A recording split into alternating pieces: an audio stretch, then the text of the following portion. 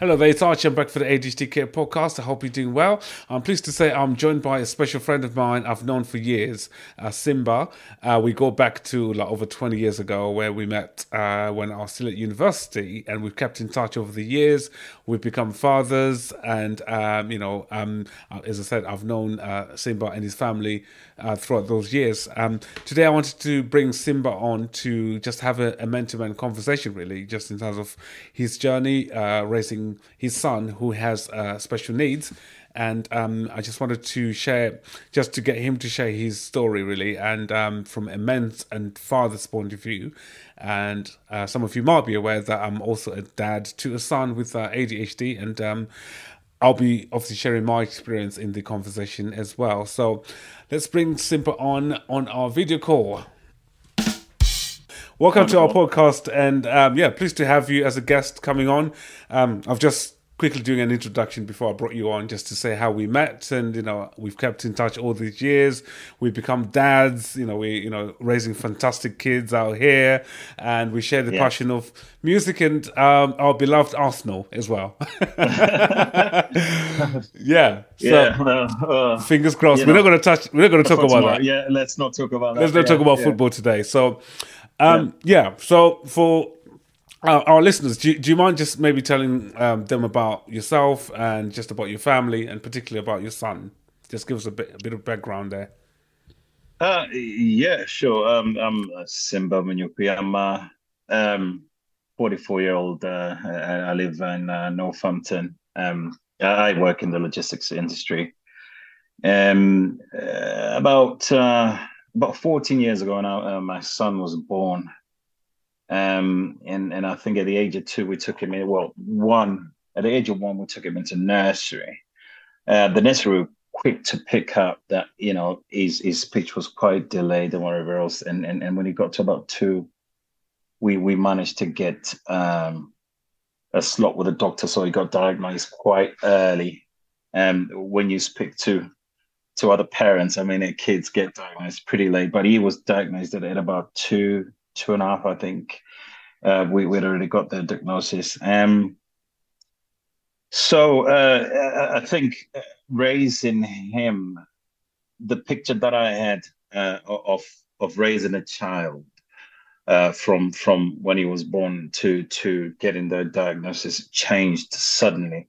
I had to quickly learn how to raise a son with autism pretty sharply, and it was more about listening to what he wanted and paying attention a lot to.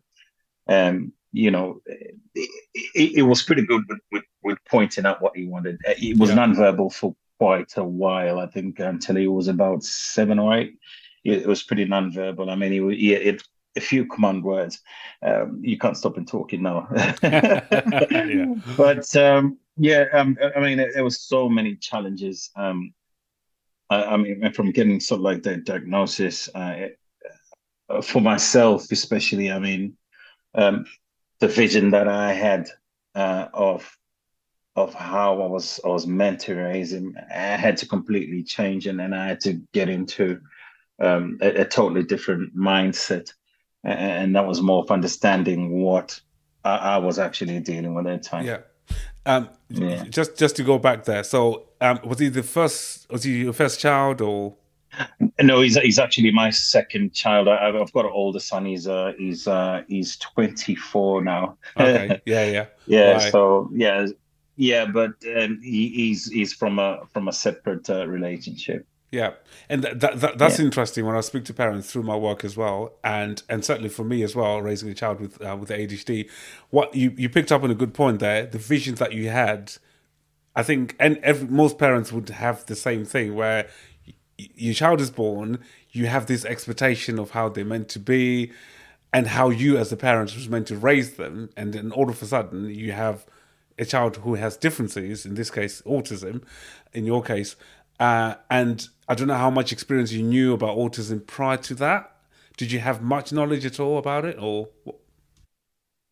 I've got like I've got a relation with autism a bit. My brother-in-law's sister has got a autistic son. But when it's somebody telling you to you actually fully experiencing it, it's totally different. So they tell you, and okay, you never actually did sort of delve into finding out the full scope of what that actually means until you actually have to do it yourself. So mentally it was there, but I didn't know what was expected, what I needed to do as a parent. So it was more from educating myself.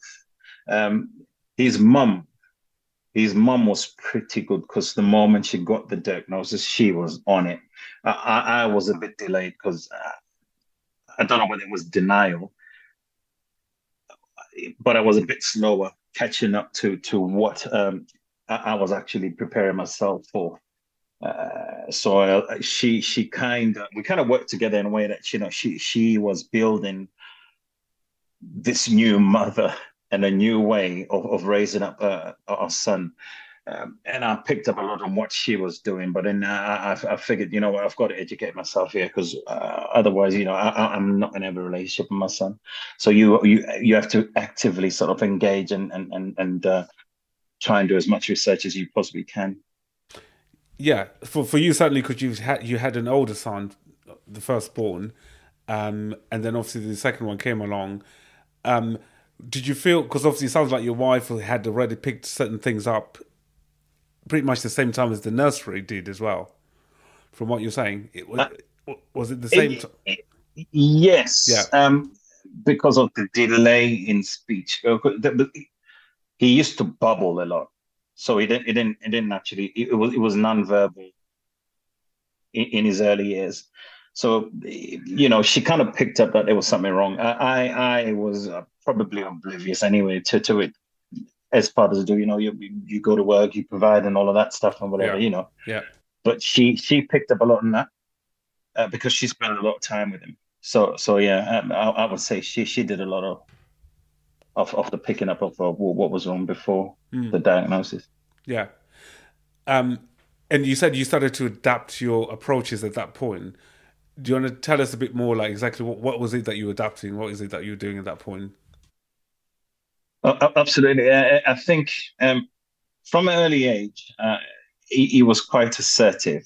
Um, he knew what he wanted, but I think verbally it was a bit challenging for him.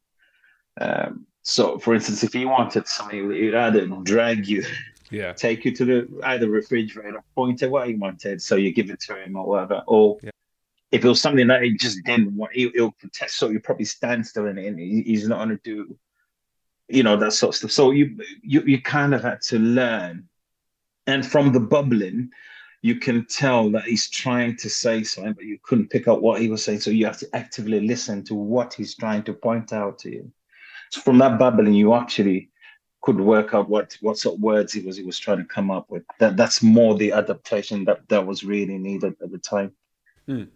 How did you navigate the sort of healthcare and education systems in terms of seeking help to get him formally diagnosed? To be honest with you, a lot of credit goes to the nursery he went to. If I remember it correctly, it is oh goodness me. It is Child First in Northampton. They were absolutely amazing. They picked it up from the get-go. I think they're the health visitors who come to their nursery. And they kind of sped everything up for us, really. So at about I want to say 2.5 is when we went in and they did the assessment. And from that assessment, it was just, plain sailing. The council got involved. We got a healthcare worker assigned to us from early. So I would say our process was pretty straightforward. I mean, I've heard some horror stories out there, to be honest, in terms of trying to get your kids assessed. Yeah. But I was just pretty sharpish. The difficulties came a lot further when he was to transition from nursery into school, because they were trying to put him into a mainstream school, and we fought against that because obviously he would struggle So we had to battle for a while, and I think he spent an additional year in nursery before he went into school, and he got placed into a school that actually had a unit reserved for special edition kids and whatever. Yeah. I'm just listening to you there. What were your emotions just going through that whole period that we're discussing here? Just Oh, yeah, what was that like? it was a roller coaster. Um, as I said, from early, you get the diagnosis, and it's um, for me it was, well, it's still my son. Nothing changes, you know. Um, there's no change. I mean, I obviously just have to adapt to that. But then, I was speaking to somebody a lot later on, and I said, "Oh, when I got the diagnosis, it felt like I had to mourn the child that I thought I was going to raise." It took me back because I thought for a second that was kind of me, but I had to focus on the job in hand. So you kind of bury anything else that you're sort of feeling. Yeah, It comes on a lot later on in life, when you actually sit down and think, well, I actually went through the motions, but it's so difficult, especially when you have to wrestle with the authorities to try to get him into place to do sort of like the right positions, whatever. It's such a battle because all you really need is his help, and it seems you have to stand on top of tables to get yeah, this help. So that was a bit of a struggle, really, with your emotions, because you have to 100%. deal with your own personal emotions. Yeah, You have to deal with your wife's emotion, and you also have to control, your son's emotions. So it was a very, very challenging time. yeah. I can relate, and I think you go into autopilot, don't you? You even so for me, I work in this field, and I think it was more. I think I was probably one of the last people to actually realize, because it's similar to you, nursery flagging some things up. They weren't really sort of saying, you need to be assessed, sort of thing, but they were flagging up some concerns in relation to the ADHD. But at that age, as you know, with ADHD, sometimes some children can be quite hyperactive and very impulsive. It's more of a watchful waiting. Let's see how he gets on as he's getting older and things. And yeah, I never put much emphasis onto it. And it's only when he hits reception, started school, and the same things was being raised by, same issues again, where you expect by now you should be able to sit on the carpet and listen and take instructions.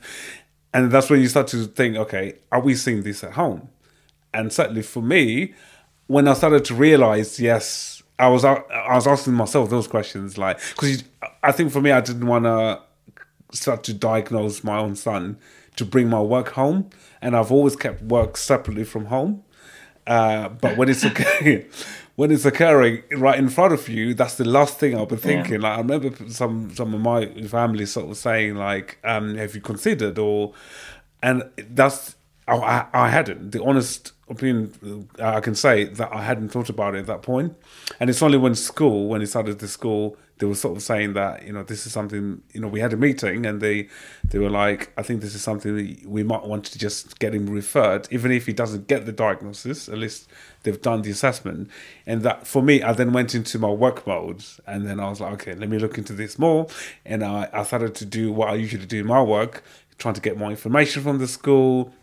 I was getting other professionals involved, like occupational therapy, just to make sure that if it's nothing else apart from the ADHD. Not that I was in denial that it's ADHD, but I think I was trying to Yeah. exclude other things just to make sure by the time CAMS, or I think it wasn't CAMS at that point, it was the pediatricians, by the time they see him, I would have done my bit as a parent, but I then went into like contacting people that I knew who work in this field, like, okay, do you mind seeing my son? Can you do an observation in the school? Can you do this? Can you do that?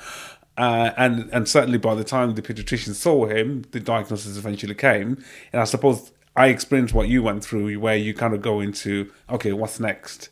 Rather than just grieving, sitting with the emotions, discussing with your partner.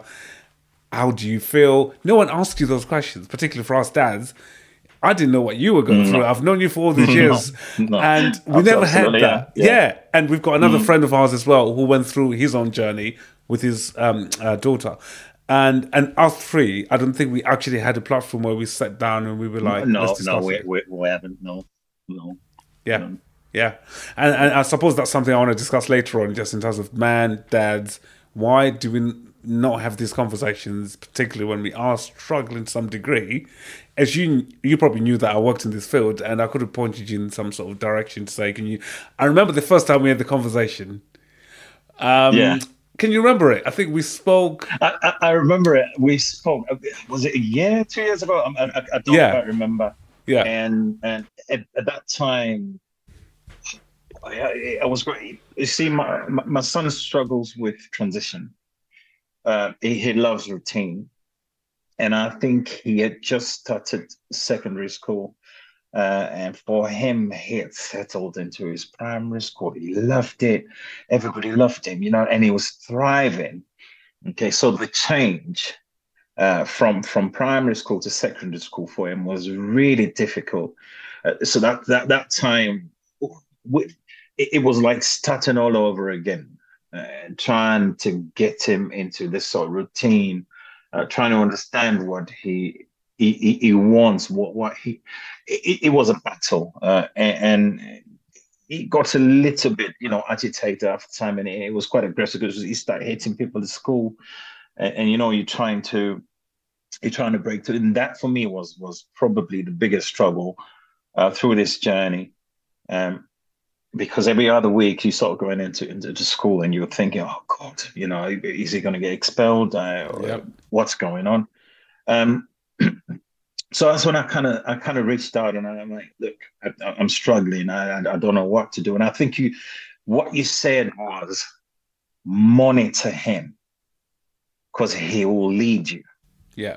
So at that moment, I'm thinking, okay, I've done that before, but I haven't, like, have I missed something? So I thought it was a bit vague. But the more I played that in my head, the more I sat down and really monitored what he was doing, and then we adjusted certain things as well.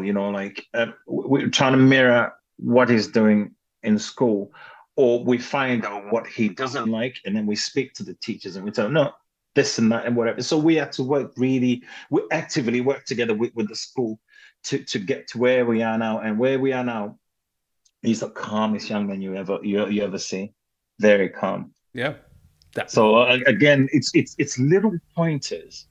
Like sometimes you, for me, I think I expected to hear somebody tell me exactly what to do from point A to the very last point, but it was more about you trying to discover what your son really likes and what he doesn't want, just like any other parent does.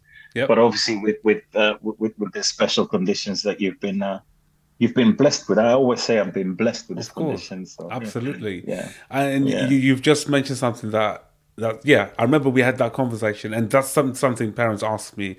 They'll come to me like, how do I do this? They want answers. Like, every child is different. That's one thing to know. And particularly children that have autism, they are clearly communicating to you, and it's about how we understand and pick up these non-verbal cues that they're communicating to us. Sure. And every behavior, it serves a function or purpose to it. So it could be, they're tired, they're sad, and certainly if they can't articulate and express it verbally, it will come out in other ways. So pretty much what I said to you, it was about, you need to be able to pick up some of these subtle communication that he's trying to communicate to you. Moving on from that, I just wanted to ask you in terms of like how that was received by family when you got the diagnosis, when you informed your family about it and close friends.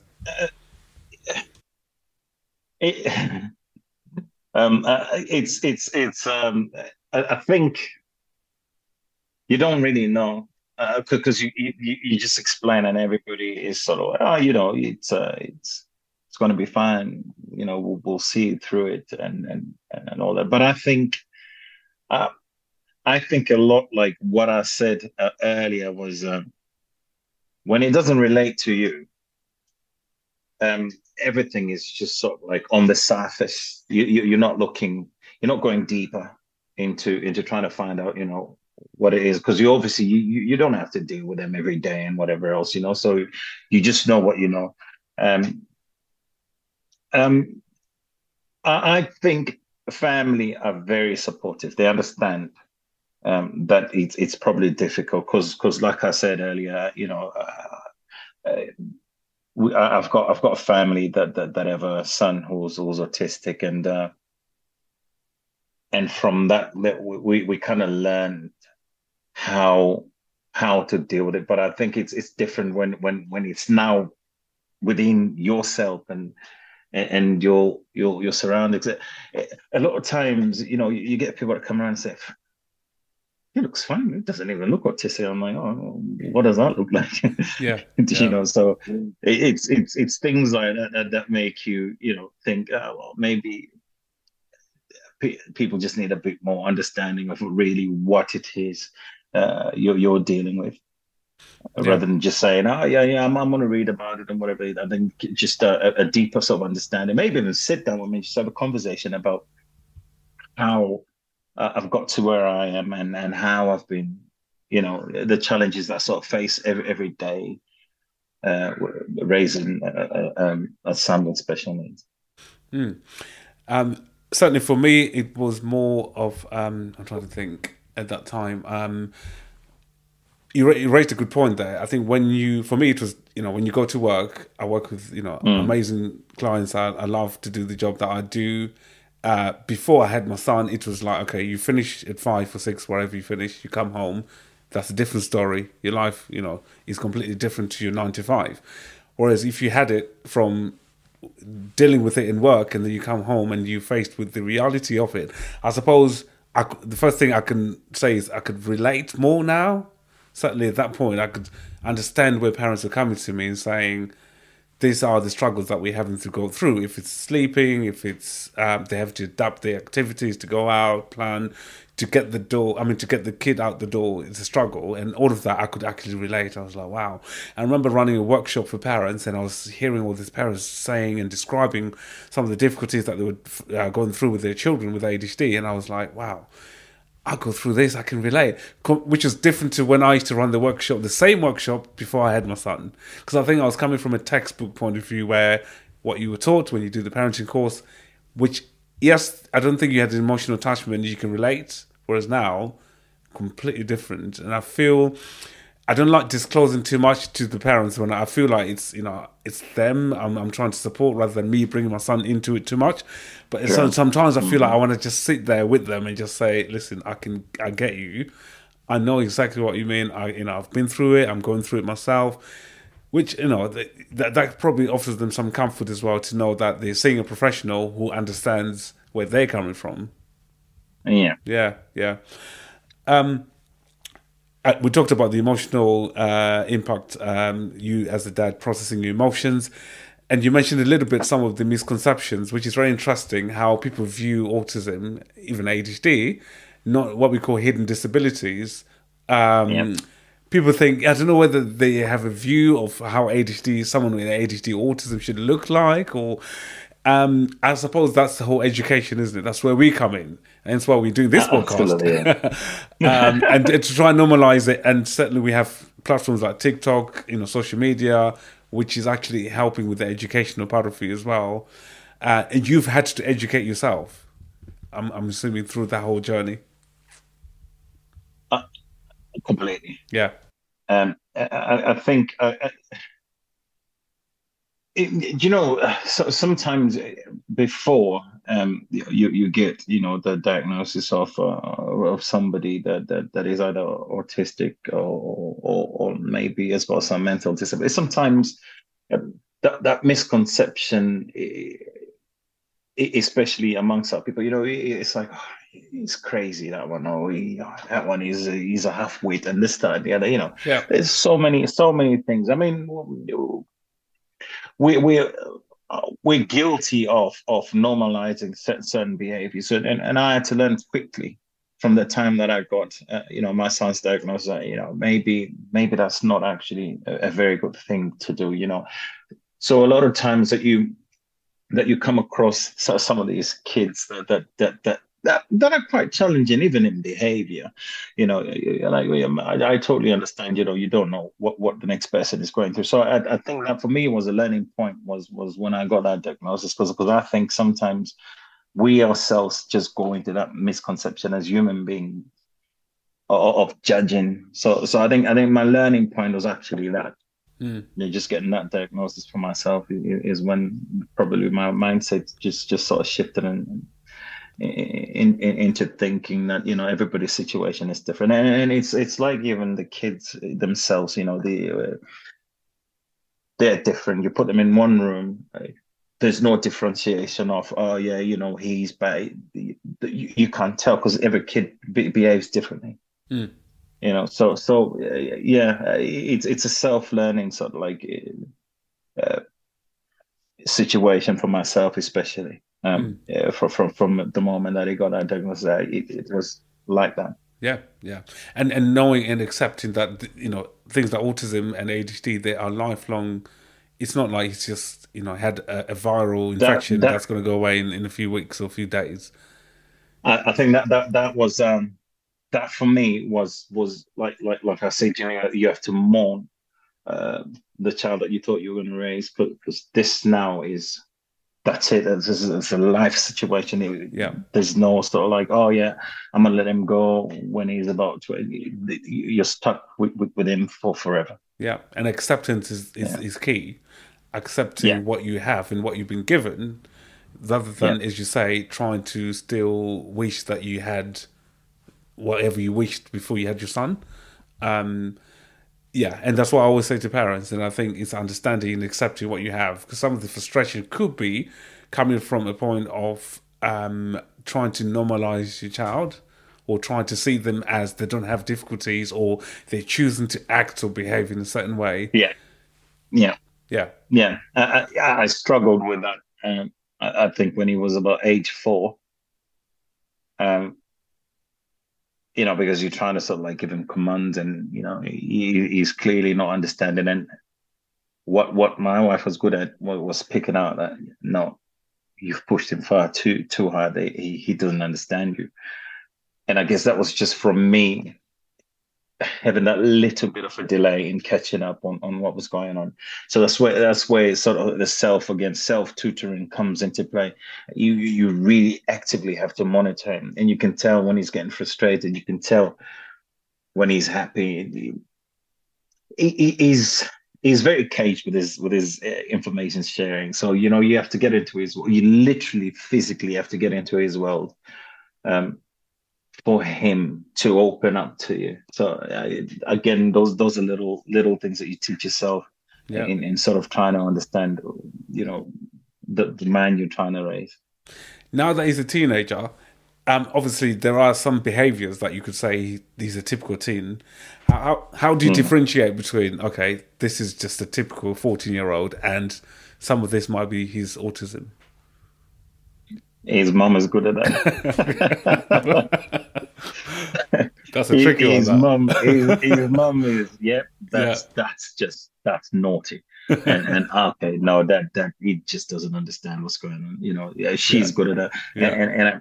I mean, there's some things that I can obviously pick out and think, no, come on, that's just boyish behavior. But it's difficult. It's a balancing act, really. You kind of have to play good cop bad cop in Yeah. a household. But yeah, Yeah. it's again, it's challenging for anyone going through that. To be honest, I didn't know. I think until it was about 12, I didn't know the difference.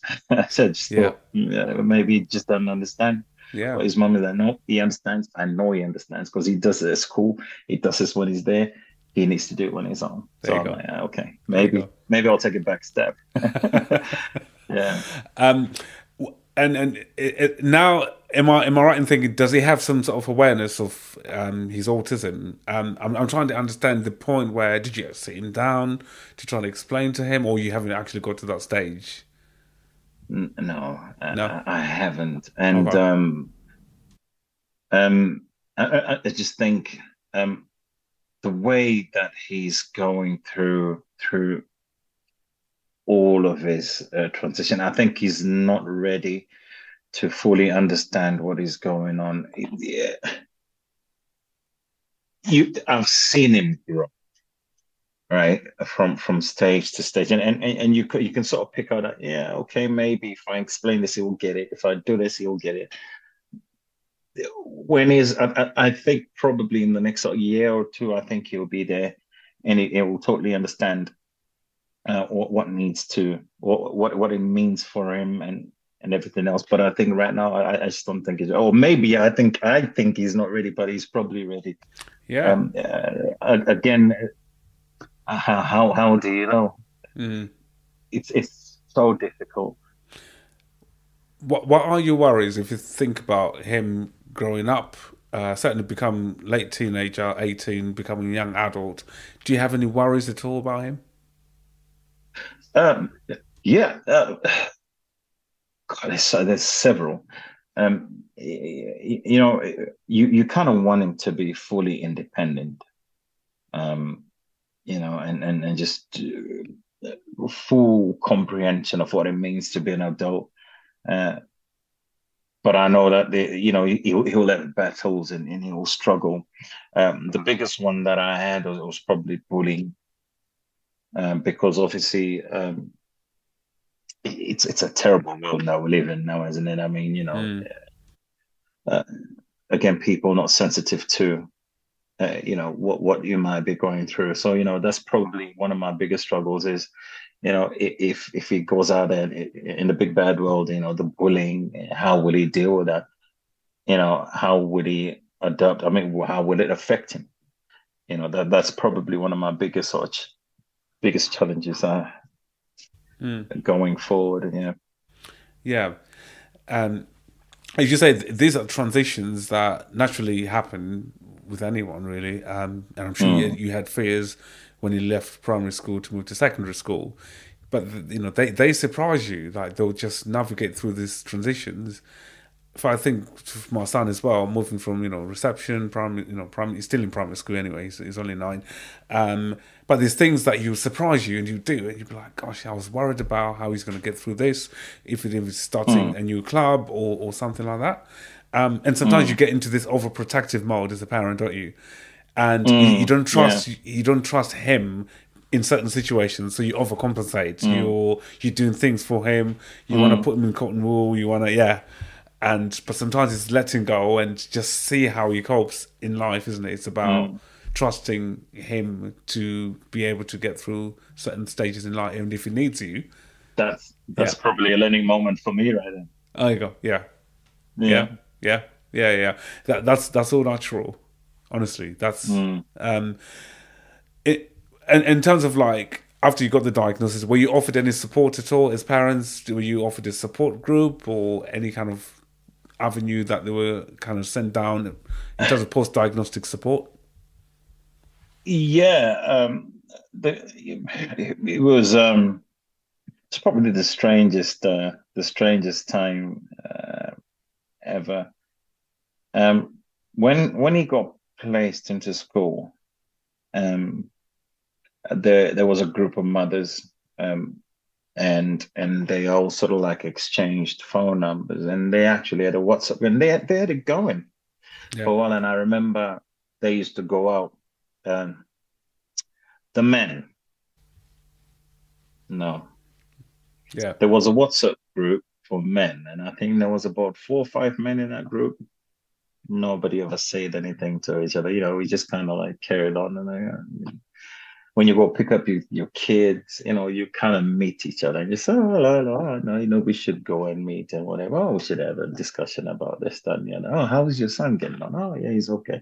And that was about it, really. We never sort of like spoke about anything. So for the guys, a bit different. For the women are more active than men. That's from my own personal sort of experience. 100%. Yeah, I see it. Not even with children with special needs, just in general. I feel like your child starts school, women are much more proactive in terms of like joining WhatsApp groups that you said, or let's catch up, let's do this, let's do that. Us men, we don't, which leads me to my next question, really, in terms of why is it us men we don't speak openly about raising children with special needs, I think you've touched on it there, where there was a support group set up or WhatsApp group, but no one really kind of took it further to say, right, guys, let's do this, let's meet up. How are you feeling? How are you? Just checking in. I think it just comes from, again, like naturally men just don't talk about things like that, do they? Really, we bottle things, and then we just it's sort of crack on and just focus on the job in end.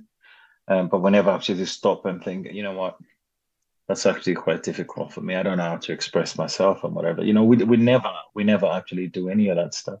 No, we don't. So maybe I think it comes from that. Um, I also think maybe sometimes it's fear of really, probably fear of judgment, but you don't even know whether the person you're speaking to is going to judge you anyway, because they're going through the same stuff as you're going through. You know, um, I spoke to Ken a few times, and Ken was always my pillar. Whenever I needed sort of advice on what I needed to do, Ken would say, "Well, I've done it this way and that way and that way and that way. So, give it a go." Some things work, some things didn't, but I know whenever I needed sort of like any sort of guidance in that respect, I'll speak to Ken. Um, every now and again, TK. But TK had a lot that was going on at the time. Hmm. It was more reliance on Ken. But we do, every now and again, we just have little bits of conversations around it, but we never actually delve into, what, Yeah. let's sit down and have this conversation. Let's see where we are. What can we do to support each other? What are you struggling with? I can tell you what I did when you were going through that and whatever. We never do. Yeah. And it feels isolating. I'll put my hand up and say the same thing as well. I didn't naturally reach out to anyone. Certainly knowing your journey, certainly knowing some of the names you mentioned, which are very long-term friends that we've known for years, and who then became fathers and had children that also had additional special needs. To actually reach out and say, guys, I'm struggling, or just to put your hand up and just sort of say, how do I do this? Which is, obviously, I'll give you credit for doing that with Ken, but naturally as men, we tend not to do that. We suffer in silence. Sure. And I think that's probably and there's a lot of us struggling out there. But saying that, there isn't many platforms out there that are more dedicated to men that would make it easier. So if I knew that there was a post-diagnostic support group which is catered to men, that I'm sure there are, but I don't think these things are readily available when people have been trying to reach out and look for them. So what you tend to do is you just sort of deal with it on your own, or you might reach out to a friend or two. But certainly I think for people that want to reach out, I don't think they actually know where to go. They don't know what steps, where who to speak to, and if you're lucky, you might know someone that knows someone. But I think the whole point about what we're saying is, as men, we don't openly talk about emotions away from special needs, just in terms of mental health. That's something that's ingrained in Very us. true. Yeah, certainly. True. How many times do we have chats over the years that we can discuss about football, we can talk about music, but we don't talk about emotions. We don't talk about the real stuff, you know what I mean? We No. just sort of put it as a back burner. Yeah. I guess I don't know, probably fear. I don't know what it is about men. Do you think it's to do with? We need to do better. Is it to do with, maybe we feel it might impact on our masculinity, maybe, and being a father, maybe, to be seen as vulnerable? Because it is like, you are being vulnerable, really, if you are saying that I'm struggling. You are being absolutely vulnerable, and I think it's hard, isn't it? I mean, because even in the household, you don't even speak to your partner or your wife and say, you know what, I'm struggling mentally. You just sort of crack on with what you need to be doing. You never down tools. You just sort of focus on the tasking end. But I think sometimes you need to sit down and have a bit of a breakdown. One person that's been good at just sit me down and breaking my wall barrier is TK. You ring me every now and again. You'll ring me and say, "Listen, come over. I think we need to sit down and have a little catch up and find out where your head is." You know, I've been lucky. I've been lucky with him, especially. I've been lucky. So a big shout out to him. Actually, he's been actively looking out for me mentally and just checking me every now and again. And I suppose my family, I can't leave them out as well. I mean, they check on me all the while. But I think sometimes you limit what you sort of give to them, because you don't want to burden anyone with the responsibility of sort of looking after you now. And all of a sudden they're ringing you every day. Are you all right? What's going on? That sort of thing. So I think maybe that's probably the reason why we don't speak out as much as we do. Yeah. I would have wanted to bring TK on this, but I know it's his birthday today, and he's out in Spain, having a great time out there. Yeah, I'll bet. Yeah, so of course, absolutely. You mentioned about your partner, and how do you communicate and support each other through some of these challenges that we're talking about?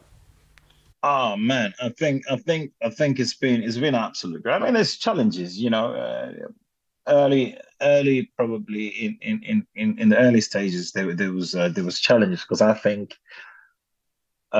my failure to adapt to what was going on it probably gave her the impression that I don't care, or I'm not fully invested in what was going on. So she had a conversation with me, and I had to really alter the way that I was, I was channeling, that sort of like diagnosis at the time. And from that moment, I think I learned quite early that I can't be the same old, I can't be the same old Simba. I need to change. I need to change something about how I'm going through it. So the channels of communication have to be clear between me and her, clear. And we've made that, no matter what is going on, whatever is going on, doesn't really matter. What the focus is, what are we doing when it comes to him? That message has got to be clear, and it's worked well. Since he was 4, I don't think we've had any other sort of issue relating to him. Yeah. What advice would you give to other dads out there that might be struggling in terms of expressing their feelings, or just struggling with, being a dad to their special needs child? I think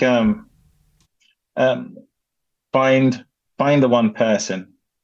If you can't speak to anybody else, find the one person that you can lean on, and you can express whatever you're feeling without sort of judgment. I mean, you can easily say, "Oh, yeah, I'm readily available for everybody," just to sort of like go through and whatever. But it'll be a lie. I mean, find the one person that truly understands. And that is you have that one person that is completely non-judgmental, that will just sort of like sit you down and tell you the hard truths of what you're dealing with. And even if you don't have any, I think like you said earlier, seek help. There's probably dozens of groups out there of people that can sort of help you who are going through sort of like similar experiences. If you search online, I'm sure you come across quite a lot of these groups. Just seek help, talk about it. Sometimes what you probably think is so difficult is probably easily solved from just communicating to somebody. Yeah, to just let a bit of steam off. 100%. And I would add that looking after yourself is very important as well.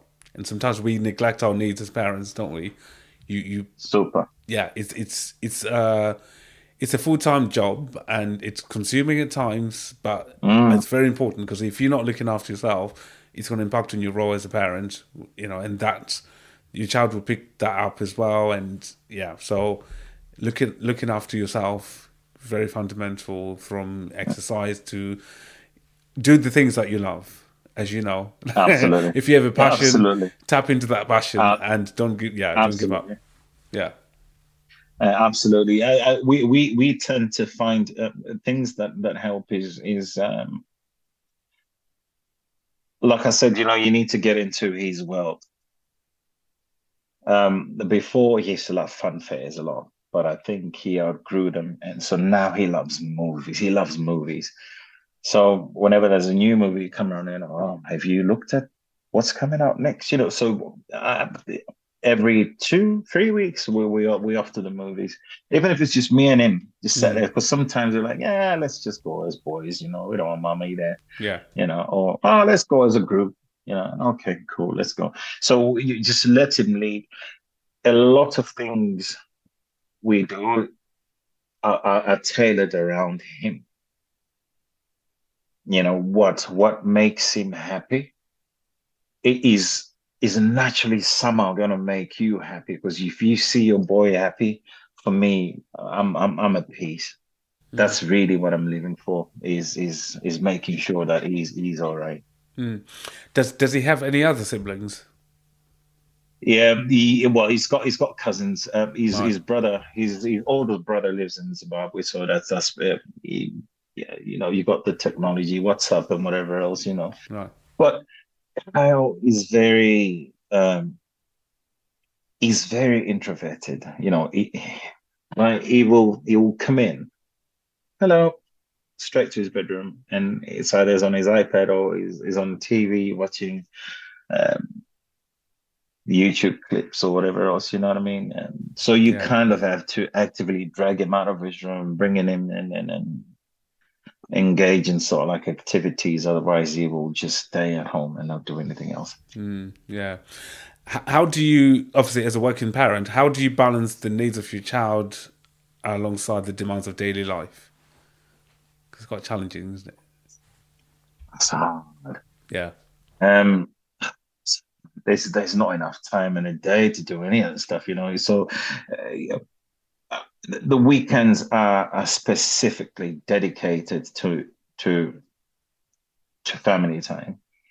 Um, but during the week, I mean, if I can spend an hour with him, just sort of like talk, he's quite good at um, expressing how he feels now. As he's got older, he can say, "Oh, that's made me feel a bit sad," or I didn't really like that; it annoyed me.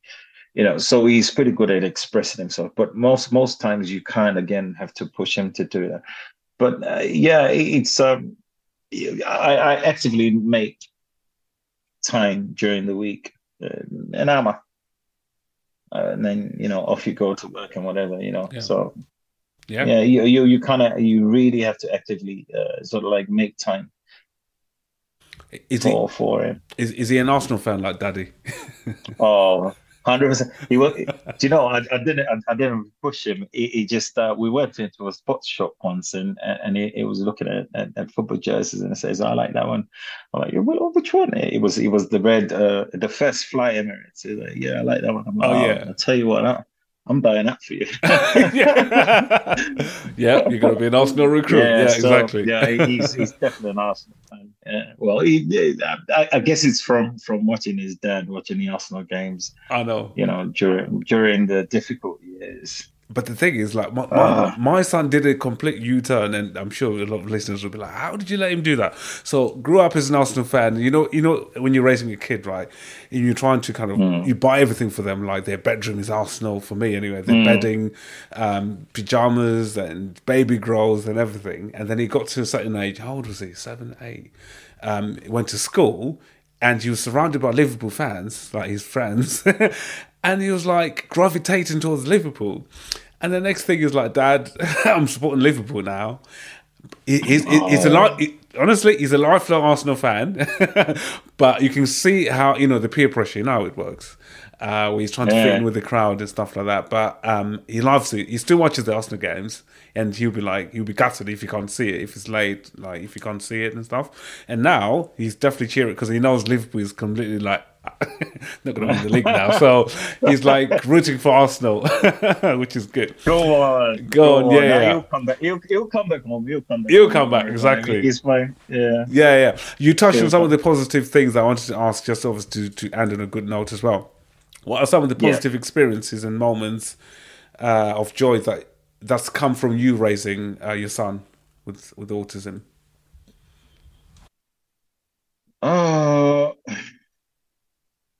Positive. I think maybe it's just the outlook on life for me. What you think is important is probably not really important. I think for me, that's how I look at it anyway. And I celebrate every little moment, every little achievement, every milestone I celebrate. So it's just appreciating the little things for me. I think that's probably the biggest positive that I've got out of it, and just the mindset sort of changing from what you think you knew to what you know now. Mm. And I suppose, like going back to what we were saying, when you've had the child's been diagnosed with autism or ADHD, there is a period of like you fast forward and you think, okay, is he gonna go to university? Is he gonna be making friends? Is he gonna be accepted by peers? There's all these questions that go through your head, isn't it?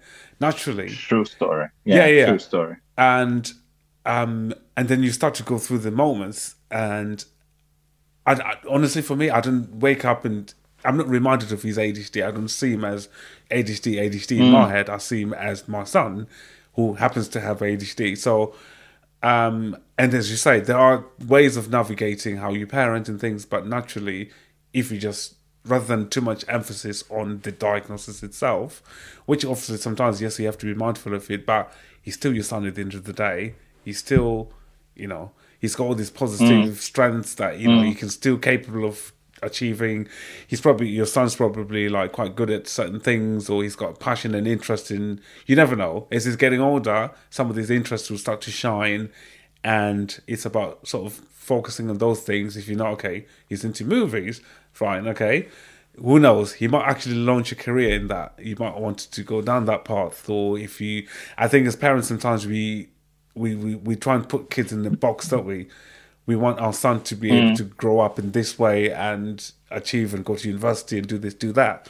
I'm not even going to mention about the education system in terms of how, I'm not sure if your son is in a special needs school or mainstream school, but certainly some of the schools, mainstream-wise, sometimes they struggle with meeting the needs of some of the children with SEN. And you can clearly see that then impacts on the young person themselves.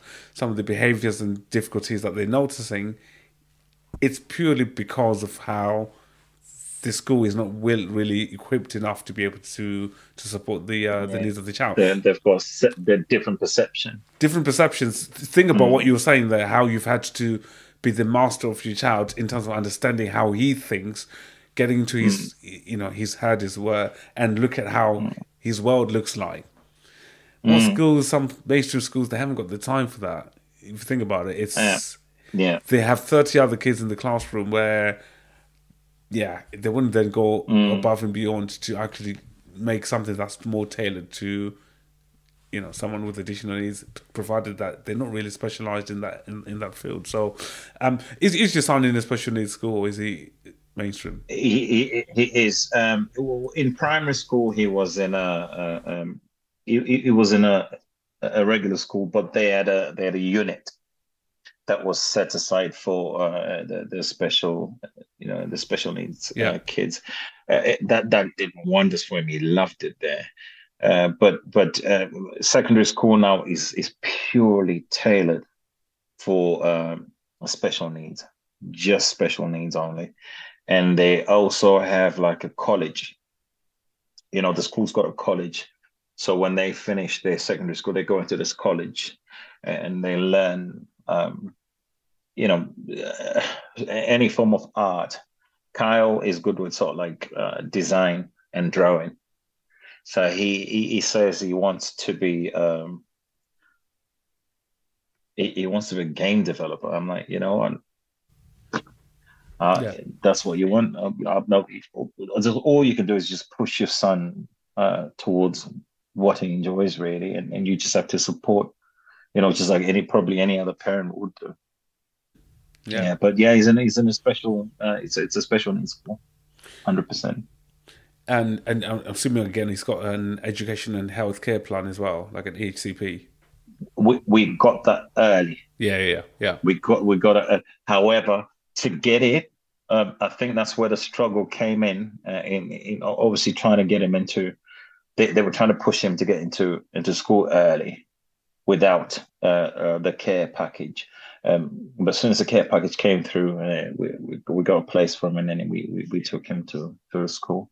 Yeah, I'm sure there's other listeners listening to us. Maybe their child or children haven't actually gone through the diagnostic process itself, and we know there's struggles even to get the child diagnosed with neurodevelopmental conditions, ADHD, autism. We know there's lengthy waiting lists. If it's in the NHS, you know, pediatricians, CAM services, they're stretched. Let alone to even apply for an EHCP. That's another avenue that's even a struggle. As you know, your child might have a diagnosis, but not everyone's guaranteed to have an EHCP. So, fortunately enough, in your case, and certainly from our son, he's got one as well. It came in early, and you can see how an early diagnosis helps, be it for any condition for autism and ADHD. Imagine how if they'd gone through primary school into becoming, you know, secondary school without the diagnosis and the struggles that they would have gone through. We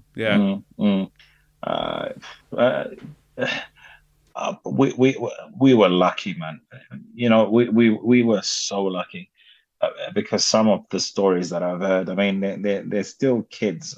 I know that are going to regular schools, but you know, as a parent, like you say, you know, sometimes you don't want to take your work home, but I think sometimes as a parent, you just know that there's something not right. Um, and I think also maybe if there's anybody sort of listening in and they're sort of like in doubt and maybe they think, oh, I don't really know. I think there's nobody that knows their child more than the parent, you know. So whatever you suspect, you know, I would look into it. Yeah, and not to give up as well. Just keep pushing. Keep pushing. Speak to people. Reach out. People give you advice. There is support out there. Sometimes you just, it feels like you're, you know, hitting your head against a brick wall sometimes. But true. Yeah, and it's frustrating. And it's a journey. Every hurdle, every stage, there's a hurdle to overcome. And I think true testament to you. Certainly hearing your story there. But not everyone is fortunate enough to have had the experience that you've gone through. So I'm just mindful of that. I'm sure there might be some listeners out there who might be listening and really keen to want to understand more and want to reach out to you. Certainly. Are you all right giving us your kind of contact details, social media, or maybe not? Absolutely. This is your moment to shine. No. Yeah, absolutely. It's not a problem at all. I mean, you know, you reach me out on Facebook. I think that's probably the easiest. It's Simba Munyukwi is the handle.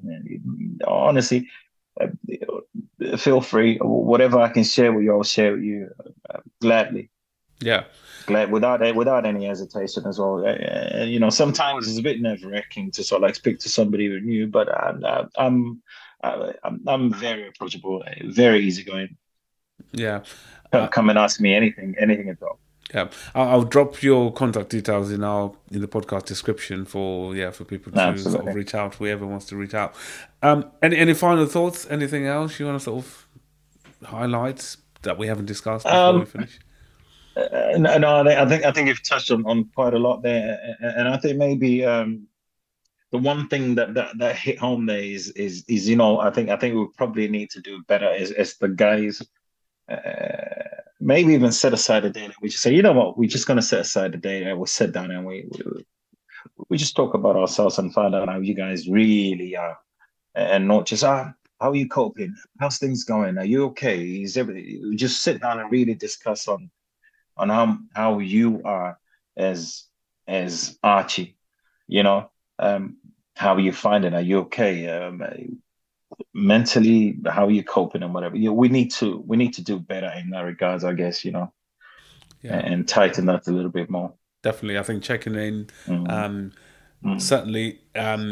How many times have we heard that one of our friends has been struggling with, mental health issues?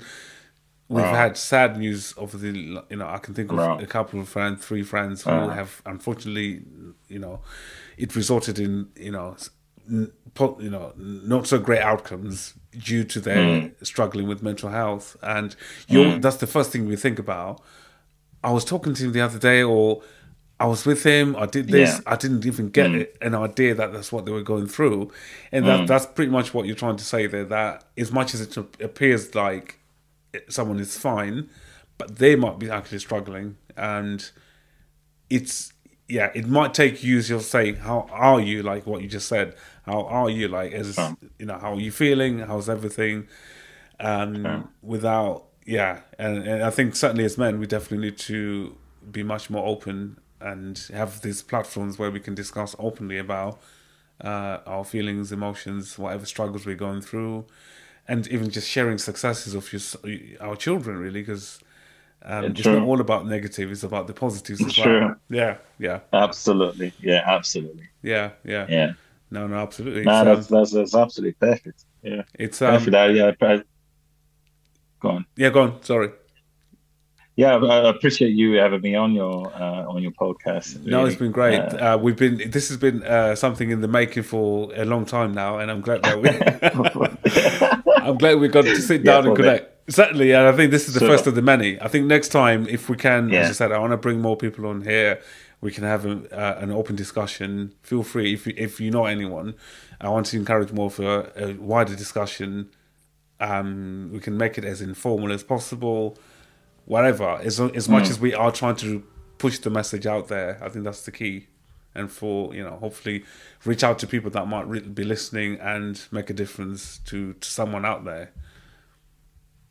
Completely. Yeah. That's not a problem. I'm sure I know somebody over here soon.